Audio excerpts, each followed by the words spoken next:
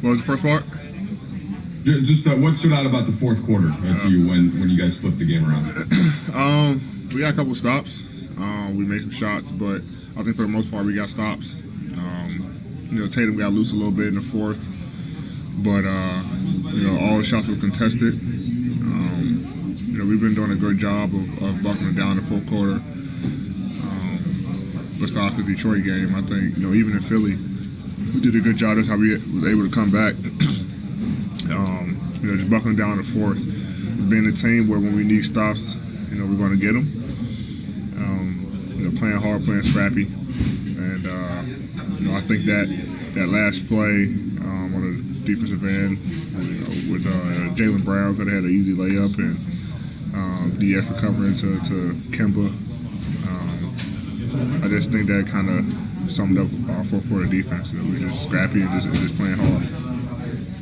Looked like you were more aggressive, especially early, 18-10 in the first half. But just wondered what this season's been like for you, trying to, with everything you talked about preseason, the shortened off season, how the new teammates, how would you evaluate the whole thing so far? I think it's been good so far.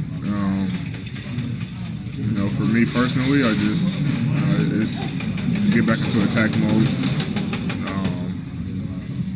being aggressive. Crashing the offensive glass, protecting the paint, just doing those things. Everything that I did tonight. Just trying to get back to that, and I feel like I got back to it tonight. I'm going to carry over for the rest of the season. But I think our team is coming together very well. We are starting to figure each other out.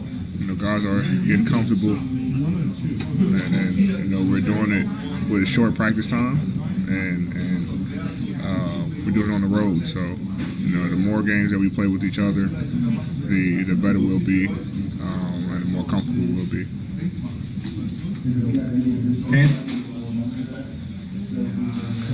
Anthony, Alex, you credited that defensive play he made late when you spoke to Rachel afterwards. But there's other guys who have more experience in the league on your roster, who have more credentials, who command a larger salary, but he's part of the closing lineup, or has been often for you guys. What about his game, about his persona, allows him to fit in that role, and what do you guys like about having him there when it's winning time? Yeah, he's a smart player.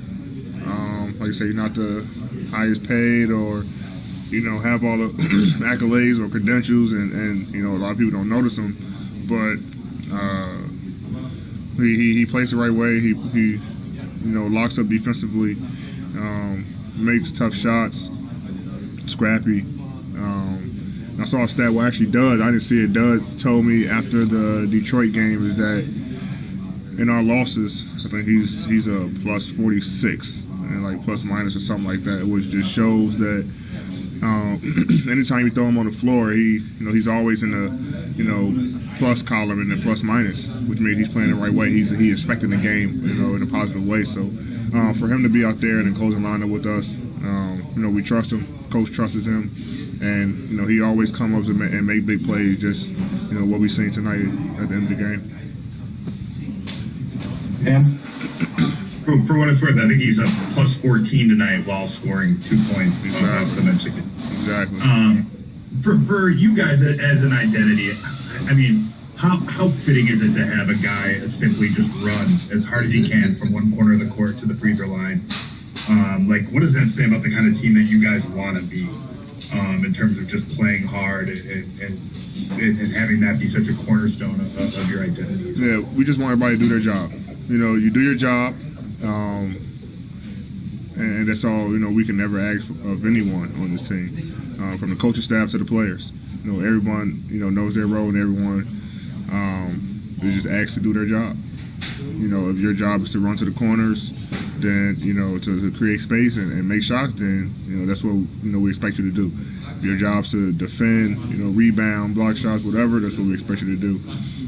To score, come off pick and roll, get in the paint, whatever it is, whatever your role is on this team, we expect you to do it at the highest level. So, I think everyone on our team noticed that, and when you're not doing it, then we got guys on the team who can hold each other accountable. and we have been doing that. So that's why I think a lot of guys have just started to get more comfortable, knowing that guys are going to get on them, and when they're not playing the right way or doing their role, then we're going to tell them. Last question, Kyle. AD wound up with the ball after Tice missed the putback and looked like you were kind of hanging on the net for a second, maybe thinking a little bit. I was wondering, what were you thinking after that finish? And as a follow-up, is this the kind of win that still feels a little humbling, even if you're winning it? I just didn't. I don't know what I was thinking. I was just in a daze. A gritty win. Playing against a team that just beat us by 30 last year in this building. We go out and compete, and we were able to put it off with a great win and a stop at the end. So it was just like a relief. I mean, obviously, Kemba had a good look. Tice had a great look on the putback, but losing 2 in a row, something that we don't condone and something that we don't like. We were able to get this one, and we just we're back in the win column when it could have easily went in, and would have killed our spirit, of course. So just a sign of relief just to be able to get this win, and then for us in total, I think we just happy to be back in the win column. Happy to. It's been a long road trip, almost 2 weeks now. So we're trying to push through it and continue to play the right way while get wins. The long road trips can get to anybody, especially when you're away from your home and your family for a very long time. So it was a good win for us to get back in the win column, especially against a team like this, and got another team coming up who plays hard with Trey and John Collins and all these guys who are playing extremely well for them.